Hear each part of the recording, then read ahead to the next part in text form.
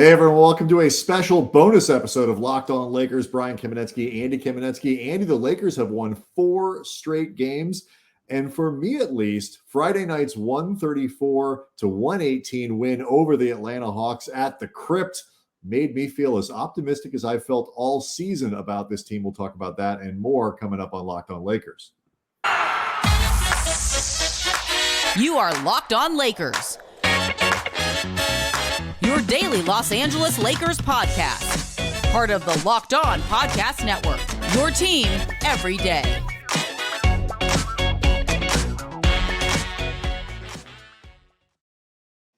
Thanks to everybody for making Locked On Lakers your first listen of every day, Monday through Friday, and sometimes on Saturday, Andy. Yeah. Getting stuff up for you. And, we try to throw these bonus episodes in where we can. And Friday night, that was a fun second half, particularly for the Lakers, 134-118 over the Atlanta Hawks. They've run their win streak to 4 straight. And big games from LeBron James. He goes over 30 points again. What do you have? 17 in the fourth quarter, 32 points for LeBron, 21 for Avery Bradley, and a scorching hot Malik Monk, particularly in the first half, finishes with 29 points.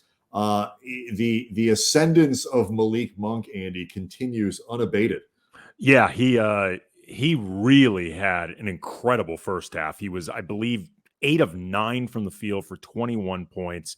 He's continuing to develop. And this is something I would recommend people go to ESPN.com and read the piece that Zach Lowe wrote, part of his weekly 10 Things I Like, Don't Like feature. He wrote about the burgeoning two-man game between LeBron and Malik Monk and how they're starting to really develop a chemistry playing off each other. And there was a few sequences like that in this game. And Monk is just starting to become incredibly comfortable as a Laker. And I think really starting to come into his own as a player. And we've talked about this a lot over the last couple of weeks. He's been playing really well. Just you can see the confidence building in him. But what I think is great is it's happening in ways where he's not trying to push it too much, or, he's trying to push what he can do, but not in ways that feel like irresponsible or out of the rhythm of the game. No, he's generally, it's a catch and shoot. It's a smart drive to the basket. I mean, he's a very creative and talented offensive player who should be given some leeway in terms of what he does and how he does it. But yeah, you're right. Nothing about what he's doing feels forced. Obviously, 8 of 9 in the first half, just nailing, there was some heat check 3-pointers in there, which given what he was doing, perfectly fine. Well, he took 12 in the game. A few of them are going to heat check. Right. It's like when a guy is that hot, a heat check is warranted. But, generally speaking, and, you don't expect that every game. But, I'll tell you the other thing that I love about it is, beyond the fact that, and he's slowly improving his defense. There's a play that I believe the third quarter where he came back and contested. Geez, I forget who it was. I wrote it down, but I forget. It might have been Trae Young at the rim, whatever it was. Great rotation down by the bucket. Good, and I'm like, that probably is more valuable to Frank Vogel than like 4 or 5 of the 3-pointers that he made. But the other thing that I think is really interesting to watch and a trend to watch with the Lakers, and one of the reasons I'm growing more optimistic, mentioned in the open, like this is as good as I felt about the team all year. When Monk scores the way he does, when they get points from Avery Bradley, THT with another strong game tonight, Friday night, Russell Westbrook doesn't have to be a scorer. And what we saw on Friday, Andy, Russ was not efficient at all offensively. 4 of 14, missed some shots at the rim. Well, as a scorer. That's what I said. Yeah. Not efficient as a scorer. 4 of 14. But he had 10 rebounds. He had 11 rebounds, 13 assists, only 3 turnovers, and was a plus 22 on the game. And the Lakers made their big push in the third quarter with LeBron and Monk, their 2 superstars, on the bench. I think the Lakers are in a better place, and Russ is in a better place when he doesn't have to be a scorer. He can be, but doesn't have to be. And I do wonder if there's a correlation between Monk emerging as a scorer and Russ kind of corralling some of the turnover problems that he's had over the course of the year. Well, I mean, I don't think it's impossible or completely out of the question that that's part of that connection. I mean, I think first of all, as we've talked about before, Russ can struggle as a scorer, and in this particular game, he really struggled at the rim, or he can turn the ball over in a game where he scores. He can't do both. Right. The games where Russ struggles as a scorer, especially when he does it at volume and turns the ball over 7 times, 8 times, 9 on a couple of occasions, those that are one the where games. He had the trip dub with the turnovers. Yeah, those are the games where Russ's play really becomes backbreaking at times for the Lakers, but also too when you were talking about the not feeling that pressure to be a scorer for Westbrook. It speaks to a couple weeks ago. You heard David Fizdale, you heard Malik Monk, you heard other guys talking about how guys need to start trusting each other and not feeling like they need to take issues into their own hands and force things. And when everybody is looking to do it themselves, what you typically end up with is a bunch of guys not doing it. Right. Nobody ends up doing anything. Right. And maybe just what's going on, your theory with Monk and Westbrook is sort of a microcosm of the entire team at large, where I think they're starting to feel more comfortable with each other. I don't think it's a coincidence that this 4-game winning streak, and you can even take it back to, say, the loss to Memphis, which, as disappointing as it was that they blew a 13-point lead with 2 minutes left in the third, doesn't change the fact that they played very well for a lot of that game against a really good team. Mm-hmm. I don't think it's a coincidence that this is happening in what feels like the longest stretch they've gone without guys in and out of the lineup because of injuries, because of COVID. They've been getting guys back, but they haven't been losing anybody. And they've had this ability to actually start building and developing some type of continuity and chemistry. And we've talked about, Brian, like, even if you had skepticism about how this team was built, and there were reasons for that, it's very fair to, if you're these guys, to be saying, like, look, we have not had the opportunity to really see how good or how bad we actually are, because there's been no continuity to this season whatsoever. If you want to be optimistic about what's happening right now, one of the big factors I'd point to is you're actually getting the same guys on the court game in and game out. That matters. And when I said in the open that this is as good as I felt about the team all year, look, I am nervous. I am a turtle peeking his head out of the shell. Whatever metaphor you want to use. And as risky as it is to feel good about this Lakers team this year, given how things have gone, part of the reason that I felt this way, there are a couple things.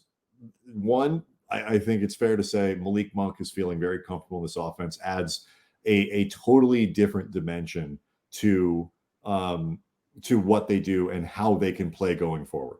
And that includes when Anthony Davis comes back, should be even better. He may not score as much, but the dynamic nature of the offense should remain when Davis comes back, obviously. So you have that. I was encouraged by the last couple games of Taylor Horton-Tucker. I think that is really important for the Lakers, for him to be able, both as a two-way guy who can be a secondary ball handler, and a guy who can move it, and he made some nice passes, 5 assists on Friday. I think he had, how many do you have on Tuesday? 4 or 5. So he's starting to feel comfortable again. He looks like a guy who doesn't want to be a Piston. Yeah, clearly. Or maybe does. That's true. I suppose it's possible. Right. Maybe he wants to be something else. Yeah. Either way, it's the same thing has to happen for him to be either one of those things. Very true. But, so there's that. But it is the fact that they're playing with what looks like more or less the lineup. Obviously, still no Kendrick Nunn, but I've gotten so used to that at this point. I can kind of visualize, okay, plug AD into this, and I can see where they're going. It's the fact that they have had some continuity. I can see now what it looks like when you have 3 or 4 extra guys available at the same time who have not been available together all year. They have that identity. I was asked about this on Spectrum Sportsnet on Thursday night when I was doing TV. What is something that I've taken away from this win streak? And it is identity. Mm-hmm. They now know what they are, Andy. They are a team that is going to play small. They're going to have to be aggressive defensive. You saw it; they blitzed Trae Young all game long. Yeah. Some points it worked really well. Other points, Trae was able to get around, and they went over the top of the Lakers a lot. Both of those things happened, but they have an identity. Trae had 9 turnovers in this game. He did, and so I look at all of those things together, and they could lose on Sunday, and I don't necessarily think that'll change my opinion of it. But I feel like, okay, they hit a gear in the third quarter that another team couldn't reach. They didn't let him back in the game late. It reminded me more than any other game they've played this year of when they were really good in the last couple seasons. And that's why I felt good. Yeah, it's funny too. Like you were mentioning the identity that they're leaning into, which is playing smaller, and it's something Frank Vogel talked about before and after the game, and he's talked more enthusiastically about this, since he returned from the COVID protocols. And there's a reason that you have to go through some of the imperfections of playing small, like against the Timberwolves, for example, when they were getting killed on the glass, and a lot of people were, we heard from a lot of them on the YouTube comments section, or hitting us up on Twitter at Can Brothers, screaming that Frank Vogel wasn't going to put Dwight in this game. And I thought, and Frank Vogel confirmed my thought, that look, if we're going to play small, we got to learn how to do this. And, this was a game where Dwight played 4 minutes against Atlanta, and Atlanta goes big often. They've got Clint Capella, they've got John Collins, Danilo Gallinari off the bench is not a small guy. But again, if you're going to play this way, you have to learn how to do it. And we've seen some benefits paying off from that patience. Dwight played more against Sacramento, but Sacramento is a very, very big team. Right. Like it would have been, I think, unrealistic to go as small with bigs that are less athletic. Right. Damian Jones aside, but Alex Len is a lunky human being. Right.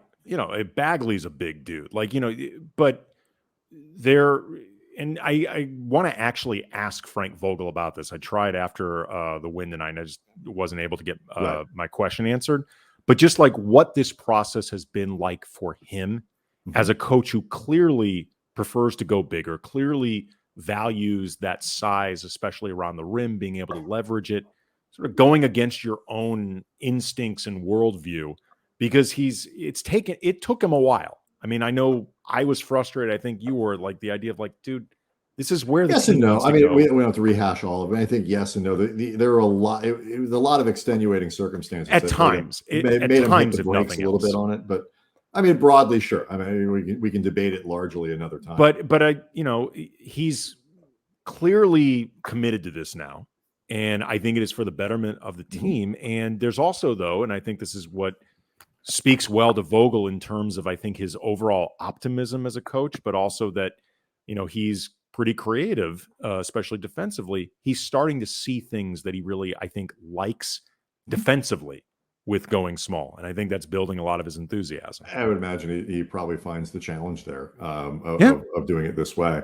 And, they have the luxury of LeBron James as a very smart, defender and quarterback of the defense. And we'll get Anthony Davis back, which will ultimately make this look a lot more like it did 2 years ago when Anthony Davis finished every game they played at center.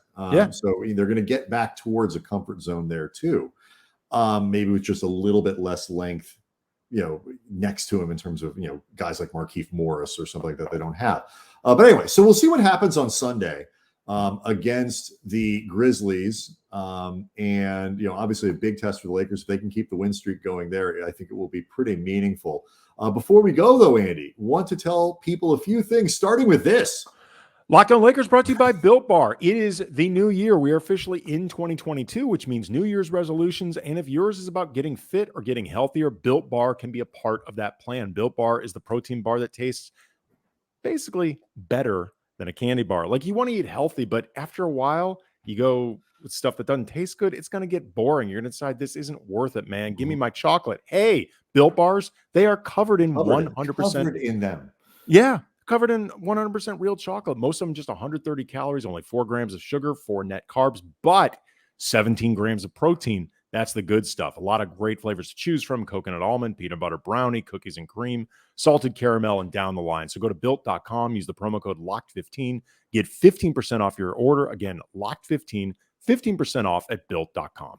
Eat one of them Built bars, you'd lift a car. So much protein. Yes. Locked On Lakers also brought to you by Bet Online. Bet Online would like to wish you a happy betting new year as we continue the march into the NFL playoffs, the NHL playoffs, the NBA playoffs, and beyond. Bet Online remains the number one spot for all the best sports wagering action in 2022. New year, new updated desktop, new mobile website to sign up today, and you can receive your 50% welcome bonus on your first deposit. Just use the promo code Locked On to get started. So from football, basketball, hockey, basketball. I almost said basketball. Football, basketball, hockey, boxing, and UFC, right down to your favorite Vegas casino games. You probably could bet on basketball and Bet Online. Don't wait to take advantage of all the amazing offers available for 2022. If Bet Online was offering bets like in '98, you probably could have. Been there. It's been a while since basketball was a thing. Sweeping the nation. It's true. Bet Online is the fastest and easiest way to wager on all your favorite sports. Bet Online, where the games start. Again, so we'll be back on Monday with everything from Sunday's game against the Grizzlies. Looking forward to what might be, Andy, maybe, possibly, the Lakers turning a corner. So we will see everybody on Monday. Have a great weekend.